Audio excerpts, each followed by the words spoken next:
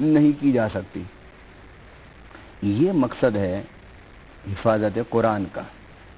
اور آج 1400 سال گزر چکے قرآن پاک کے نزول کو، دنیا میں کوئی انسان بھی قرآن میں کسی قسم کی تبدیلی نہیں کر سکا، اور بعض اوقات ارادتاً یا خطأً یا نسیاناً اگر کسی نے اس کی پرنٹنگ میں کوئی زبر زیر کا فرق پیدا کرنے کی کوشش کی، یا خطأً زبر زیر میں کوئی فرق پیدا ہو گیا، تو اگلے ہی لمحے پورا عالم اسلام اٹھ کھڑا ہوا اور انہوں نے باخبر کیا کہ فلاں ادارے، فلاں مکتب، فلاں ملک میں چھپنے والا قرآن کا فلاں نسخہ، اس میں زبر زیر کا فرق ہے۔ وہ یہ حفاظت قرآن کا مقصد یہ ہے کہ قرآن پاک جس طرح لوح محفوظ سے اترا ہے قیامت تک اسی حالت میں باقی رہے گا، نہ اس کے حروف میں، نہ اس کی حرکات میں، نہ اس کی سکنات میں، نہ اس کی آیات میں، نہ اس کے جملوں میں، نہ اس کے پاروں میں، نہ اس کی صورتوں میں کوئی تبدیلی، کوئی تحریف نہیں کر سکتا۔ وہ یا قرآن تحریف اور تبدیلی سے اللہ تعالیٰ نے محفوظ فرما دیا ہے۔ اس نے قرآن پاک میں فرمایا لا یأتیہ الباطل من بین یدیہ ولا من خلفہ، کہ قرآن پاک میں کسی طرف سے بھی کوئی تبدیلی، کوئی تحریف نہیں ہو سکتی۔ یہ مقصد ہے حفاظت قرآن کا۔ رہی یہ بات کہ اہانت قرآن، ایک حفاظت قرآن، ایک اہانت قرآن۔ قرآن پاک کی اہانت کرنے کا سلسلہ اس وقت سے شروع ہے جب سے قرآن پاک نازل ہوا۔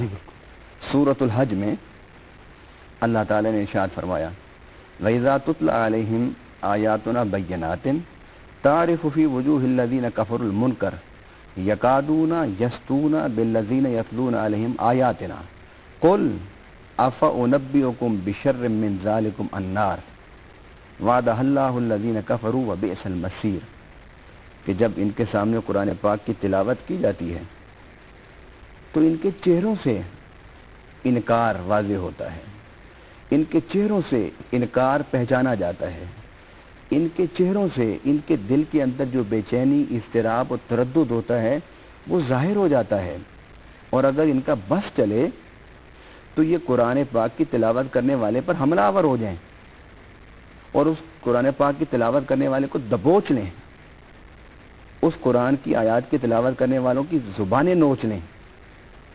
یہ ان کی کیفیت ہوتی ہے جب وہ قرآن پاک کی آیات کو سنتے ہیں۔ اس کیفیت کو قرآن پاک نے بیان کیا، تو یہ کیفیت جو سننے والے ہیں ان کی بیان کرنے کے بعد وہ سننے والے کہ جن کے دل میں پیغمبر اسلام صلی اللہ علیہ وسلم سے بغض ہے، جن کے دل میں قرآن پاک جو اللہ کی کتاب ہے اس کے بارے میں انکار اور تردد ہے۔ اور میں حیران ہوں اس بات پر کہ قرآن پاک نے تو قدم قدم پر دعوت فکر دی ہے، قرآن پاک نے قدم قدم پر انسانیت کو پکارا ہے، انسانیت کو بلایا ہے، اور بلا کر کہا ہے افلا یتدبرون القرآن، کیا تم قرآن پاک میں تدبر کیوں نہیں کرتے؟ ام علی قلوب اقفالھا، کیا تمہارے دلوں پر تالے ہیں؟ اور ایک اور جگہ قرآن نے کہا کہ اگر یہ کتاب اللہ کی طرف سے نہیں ہے تو لوجدوا فیہ اختلافا کثیرا، تو پھر تم اس میں بہت سارے اختلافات پاؤ گے۔ اسلم صاحب، ہم اسی موضوع کو تو اور آگے بڑھائیں گے، لیکن ہمیں چھوٹے سے ایک وقفے پر جانا ہے۔ اہانت کے حوالے سے بھی ہم بات کریں گے، آپ صلی اللہ علیہ وسلم سے بغض کے حوالے سے ہم بات کریں گے، اور ان لوگوں کے بارے میں بات کریں گے جن کے دلوں پر تالے لگے ہوئے، لیکن ایک چھوٹے سے وقفے کے بعد آپ ہمارا ساتھ دیجیے اس پروگرام میں، جس میں آج ہم اسلام اور حفاظت قرآن کے حوالے سے بات کر رہے ہیں۔ انہی سوالات کے جوابات ہم بریک کے بعد لیتے ہیں۔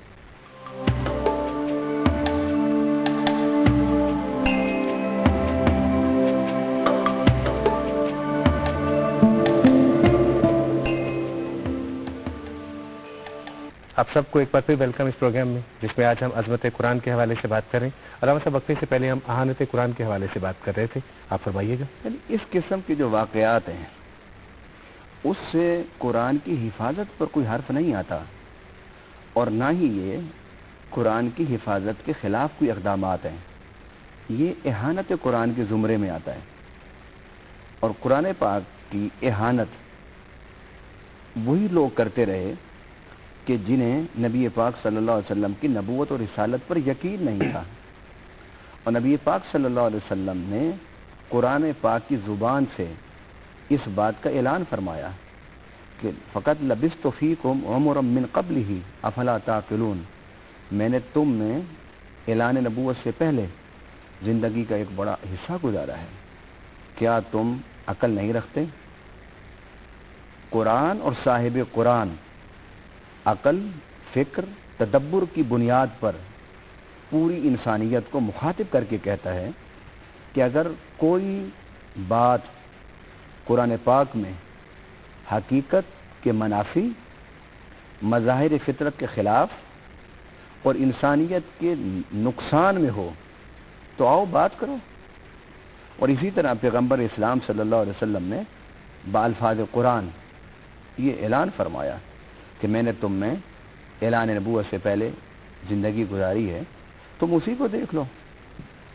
اگر اس زندگی میں کوئی جھوٹ، کوئی کذب، کوئی مکر، کوئی فریب، کوئی ایسا عمل جو انسانیت کے وقار، عظمت، شان کے خلاف کیا ہو میں نے، تو تم انگلی رکھو، بتاؤ.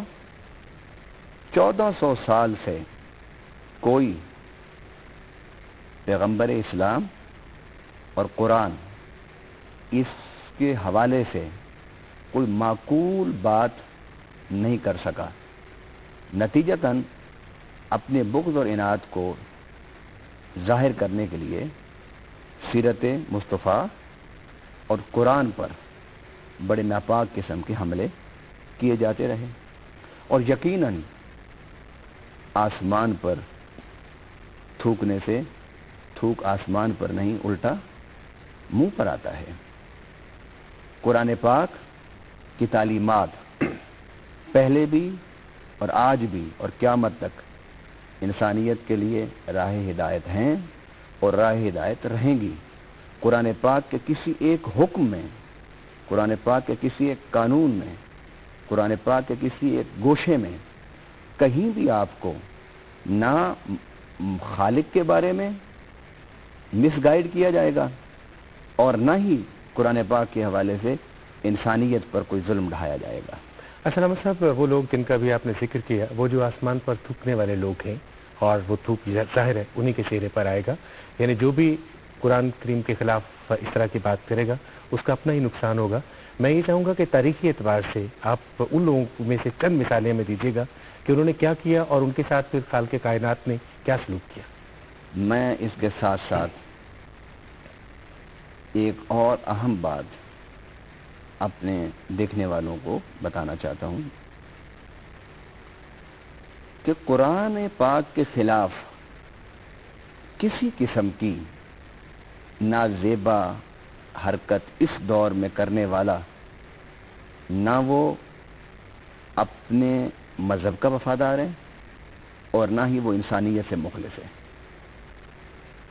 قرآن پاک کو اپنی جان، اپنے مال، اپنی اولاد سے زیادہ عزیز اور محبت رکھنے والے لوگ کروڑوں نہیں اربوں کی تعداد میں ہیں. دنیا کا کوئی بر اعظم، دنیا کا کوئی کونا، کوئی گوشہ ایسا نہیں ہے کہ جہاں قرآن کو ماننے والے موجود نہ ہوں. یہی تو ہم کہتے ہیں کہ دنیا میں واحد مذہب اسلام ہے کہ جو امن کا علمبردار ہے. اس لیے کہ امن کے لیے سب سے پہلے آپ کو جو حقیقت سامنے رکھنی ہے وہ یہ ہے کہ آپ کسی کے جذبات کو ٹھیس نہ پہنچائیں. اور قرآن پاک کی یہ تعلیمات ہیں کہ حضرت عیسیٰ علیہ السلام، حضرت موسیٰ علیہ السلام اور جتنے انبیاء تشریف لائے ان میں سے کسی کی اہانت نہیں کرنی، بلکہ تمام انبیاء کرام، تمام رسل اعظام، ان پر ایمان لانا، ان کے احترام کرنا اور ان کے سامنے اپنی جبین نیاز کو خم کر لینا. یہ ہمیں ہمارے پیغمبر علیہ السلام نے سمجھایا اور بتایا کہ یہ